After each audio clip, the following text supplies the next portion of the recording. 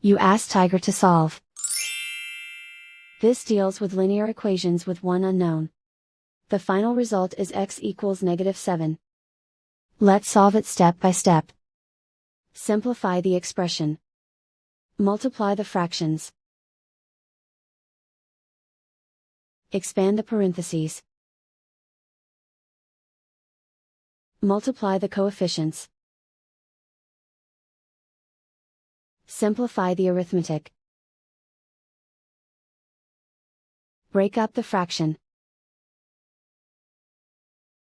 Simplify the fraction. Find the greatest common factor of the numerator and denominator. Factor out and cancel the greatest common factor. Group all constants on the right side of the equation. Add 6 to both sides. Simplify the arithmetic.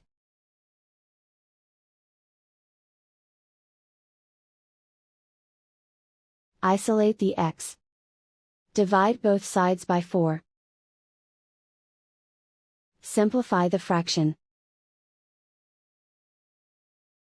Find the greatest common factor of the numerator and denominator. Factor out and cancel the greatest common factor. And so the final result is x equals -7.